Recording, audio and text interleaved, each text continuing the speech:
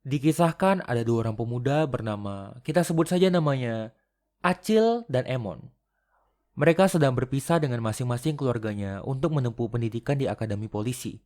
Keduanya menjadi sahabat dan terlibat dalam kasus kejahatan besar sewaktu libur Natal. Sebagai calon polisi yang belum berpengalaman sama sekali, akankah mereka berhasil melawan para penjahat dan menegakkan keadilan? Hai halo semuanya, selamat datang lagi di channel Aksi Film, channel yang membahas seputar film-film keren. Jadi kali ini kita akan membahas film dengan judul Midnight Runners. Di awal cerita, digambarkan suasana akademi kepolisian yang serius. Sebagai murid baru, mereka menjalani training. Dalam training itu, selain latihan fisik, mereka juga dilatih untuk berdisiplin dan kompak setiap saat. Acil dan Emon tidak saling kenal, namun mereka sempat beberapa kali bertemu.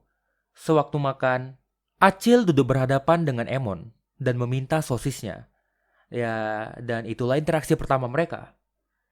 Suatu ketika, mereka diminta naik gunung dan harus kembali dalam waktu 1 jam. Jika gagal, mereka tidak akan diterima masuk ke akademi. Saat mendaki, Emon jatuh dan kakinya terkilir. Semua orang sibuk dan tidak mau menolongnya. Kebetulan, Acil lewat. Emon mengatakan telah memberikan sosisnya, dan apabila ditolong, ia akan memberikan daging sapi padanya. Acil pun mengiyakan hal tersebut, dan menggendong Emon sepanjang perjalanan. Mereka kembali dengan sangat terlambat. Pemimpin yang bernama Medusa pun tampak sangat murka, dan menanyakan alasan keterlambatan mereka. Emon mengatakan kejadian yang sebenarnya. Tanpa disangka, Medusa menghukum semua murid untuk naik gunung 1 kali lagi. Ia juga mengatakan tugas polisi adalah membantu mereka yang membutuhkan, bukan hanya menyelamatkan diri sendiri. Mereka berdua pun diterima masuk akademi, dan dari sanalah kisah persahabatan mereka dimulai. 2 tahun berlalu, dan mereka tampak kompak meskipun keduanya memiliki sifat yang berbeda. Emon adalah seorang yang serius, kaku dan terencana. Di lain sisi, Acil adalah sosok belak-belakan yang tidak berpikir panjang. Emon juga unggul di teori, sementara Acil kuat dari segi fisik. Suatu ketika, mereka berniat untuk mencari pacar sekaligus merayakan Natal di luar akademi. Setelah izin, mereka pun langsung pergi ke suatu tempat untuk azab-azab. Mereka yang baru pertama kali ke klub sangat heboh dan berusaha merayu perempuan di sana untuk dijadikan pacar. Karena mereka berdua adalah murid polisi, tidak ada satupun perempuan yang mau bersama mereka. Acil dan Emon pun mulai meragukan keinginan mereka untuk menjadi seorang polisi. Adegan berlanjut. Mereka melihat seorang gadis cantik lewat dan berniat menanyakan nomornya. Tiba-tiba, beberapa pria dari mobil memukul cewek itu dan membawanya naik ke mobil. Mereka berdua pun langsung lari mengejar mobil itu. Sayangnya, mereka tidak berhasil mengejar mobil itu dan melaporkan hal ini pada polisi. Polisi tidak bisa langsung memproses, sehingga Acil dan Emon memutuskan untuk menyelidiki penculikan ini seorang diri. Setelah menyelidiki TKP, mereka menemukan plastik berisi teteboki. Setelah mencari-cari, mereka akhirnya berhasil menemukan tempat penjualnya. Sang penjual memberitahu mereka mengenai tempat kerja gadis itu. Ia merupakan salon pembersih telinga. Tempat itu adalah bisnis ilegal, sehingga mereka akan dikeluarkan dari akademi apabila ketahuan. Dan di sini, Acil dan Emon pun melakukan tindakan anak-anak. Mereka melakukan suit. Karena kalah suit, Emon harus masuk ke tempat itu. Sementara Acil berjaga-jaga dari luar. Ketika sedang berjaga-jaga di luar, Acil tergoda untuk makan ramen di supermarket seberang. Sementara itu, Emon telah masuk ke salah satu kamar. Ketika sedang makan, Acil melihat polisi datang untuk memeriksa tempat itu. Acil berusaha menarik perhatian para polisi dengan mengumpat pada mereka, sehingga ia dikejar. Sementara itu, Emon berhasil mendapatkan informasi mengenai gadis tersebut. Nama gadis itu adalah Yunjung, dan dia adalah remaja 17 tahun yang kabur dari rumahnya. Setelah berhasil mendapatkan alamat Yunjung, mereka bergegas pergi ke sana. Seorang pria muncul dan melarikan diri. Mereka berhasil mengejar dan melumpuhkannya. Ternyata, pria itu menjual Yunjung kepada para penjahat karena membutuhkan money. Acil dan Emon mampir ke rumah Yunjung untuk memberitahu keadaan Yunjung pada teman sekamarnya.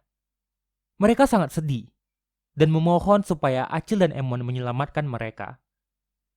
Mereka semakin tergerak dan berangkat menuju tempat para penjahat. Tempat itu sangat ngeri dan menakutkan. Bahkan, polisi pun tidak berani berpatroli di tempat itu. Setelah berhasil memastikan target, mereka malah ketahuan Acil dan Emon yang awalnya ditindas akhirnya melakukan perlawanan balik. Mereka berhasil mengalahkan para penjahat di sana dan memaksa salah seorang bernama Gunho membawa mereka ke tempat korban disandra. Emon menemukan fakta bahwa korban yang disandra akan diambil sel bulat-bulatnya. Ketika akan membawa salah satu korban ke rumah sakit, mereka dikepung oleh para penjahat. Emon menyuruh Acil pergi, namun ia langsung dikalahkan oleh seorang pria kuat yang tampak seperti pemimpin mereka. Acil pun dikalahkan dengan mudahnya oleh pria tersebut. Cerita berlanjut. Mereka sedang berada di suatu tempat dalam keadaan menggantung. Emon sadar duluan dan berusaha membangunkan Acil. Dengan kemampuan menyembur airnya, ia berhasil membangunkan Acil. Acil pun melepaskan dirinya dan menolong Emon. Ketika akan meloloskan diri, ternyata tempat itu dipenuhi para penjahat yang sedang tidur di lantai beramai-ramai. Ketika sedang mengendap-mengendap melewati kerumunan itu, tak sengaja alarm Acil berbunyi. Dan semua orang pun terbangun. Mereka langsung dikejar oleh para penjahat. Acil dan Emon terus berlari, hingga akhirnya berhasil sampai ke titik aman, yaitu di pos polisi. Mereka tak berani mendekat, dan kembali ke tempat mereka untuk memindahkan para gadis yang mereka sandra. Acil dan Emon melaporkan hal tersebut pada polisi. Namun polisi bersikeras supaya mereka menunjukkan kartu identitas mereka. Karena situasi sedang sangat darurat, Acil merasa sangat marah, kemudian mengumpat pada polisi itu. Ia pun menantang Pak Polisi, sehingga mereka pun langsung dilistrik dan diborgol. Profesor Yang datang menjemput mereka pada waktu subuh. Setelah menceritakan hal tersebut pada profesor, mereka langsung pergi ke tempat sebelumnya. Sayangnya, tidak ada satupun jejak di sana. Semua sudah menghilang, layaknya cinta dia padaku. Profesor mengatakan akan menyerahkan kasus ini kepada yang lebih berwenang. Ini membutuhkan waktu kira-kira 2 minggu. Acil dan Emon pun mengajukan diri untuk mencari mereka. Acil dan Emon memohon-mohon pada profesor, dan profesor mencoba menelpon kenalannya yang bisa melacak mobil. Sayangnya, mobil tersebut tidak dapat ditemukan dan harus dicari secara manual. Profesor pun meminta mereka untuk kembali ke akademi dan melupakan semua hal yang terjadi. Tentu saja, keduanya pun merasa sangat kecewa. Mereka tak bisa berhenti memikirkan nasib para gadis itu dan berencana untuk kembali menyelamatkan para gadis. Beruntungnya, mereka memiliki teman yang ayahnya merupakan polisi. Mereka menelpon nomor kenalan ayahnya, dan ternyata itu adalah Medusa, orang yang pertama kali melatih mereka. Setelah mendengar cerita Acil dan Emon, Medusa memutuskan untuk membantu mencari plat mobil dan menyuruh mereka menangani sisanya dengan tuntas. Selagi menunggu kabar dari Medusa, mereka berlatih dan belajar sungguh-sungguh di akademi. Di sisi lain, Gunho dan para penjahat semakin menjadi-jadi. Gadis yang tidak dapat diambil sel bola-bolanya akan dibunuh dan diambil organnya. Hari demi hari, mereka semakin kuat dan muncullah kabar dari Medusa. Setelah melacak mobil tersebut dengan manual, Medusa mendapat alamat rumah sakit yang akan mengambil sel bola-bola para gadis. Ternyata, pihak rumah sakit bekerja sama dengan para penjahat. Data dari para pendonor sel bola-bola pun dimanipulasi, sehingga pembeli tidak tahu hal yang sebenarnya terjadi. Rumah sakit pun mendapat untung banyak dari hasil jual sel bola-bola itu. Adegan berlanjut. Acil dan Emon telah tiba di rumah sakit. Mereka melawan para penjahat yang sedang berjaga-jaga. Meski penjahat berhasil dikalahkan, tangan Emon retak, sementara pistol listrik Acil rusak. Mereka bergegas naik lift menuju ruang operasi para gadis di Sandra. Ketika pintu lift terbuka, si pemimpin kuat langsung menonjok wajah Acil, dan baku hantam pun terjadi. Mereka melawan pria kuat itu dengan ngos-ngosan, hingga babak belur. Tak kunjung menyerah, mereka terus berusaha memborgol sang pria. Dengan tekad yang sangat kuat, akhirnya mereka berhasil memborgolnya. Kemudian, mereka langsung membobol masuk ke ruang operasi dan menghajar kepala rumah sakit. Mereka langsung menelpon Profesor Yang untuk mengurus tuntas kasus ini. Meskipun mereka tahu mereka pasti akan dikeluarkan karena melanggar peraturan, Acil dan Emon telah berada di akademi dan bersiap untuk dikeluarkan. Profesor yang menanyakan apakah mereka menyesal dengan perbuatan mereka. Mereka menjawab, tidak menyesal.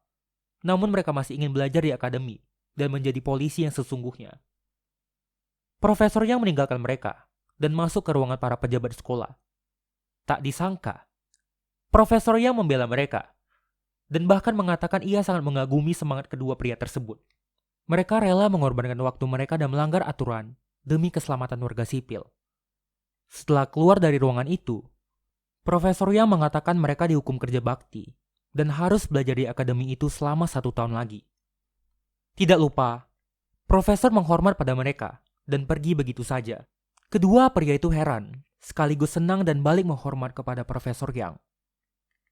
Ketika Acil dan Emon sedang menjalankan hukuman kerja bakti, tiba-tiba Yunjung datang. Ia menangis haru dan memeluk Acil serta Emon. Ia merasa sangat berterima kasih atas perbuatan mereka. Mereka pun merasa sangat bersyukur melihat keadaan Yunjung yang lebih baik. Mereka pun lalu mengajak Yunjung keliling akademi. Dan tamat. Yeay, keren kan ceritanya? Kalau menurut kalian, pesan moral dari cerita ini apa sih? Ketik di kolom komentar ya. Jangan lupa like, share, dan subscribe channel ini, supaya kamu gak ketinggalan video menarik lainnya. See you in the next video. Bye-bye.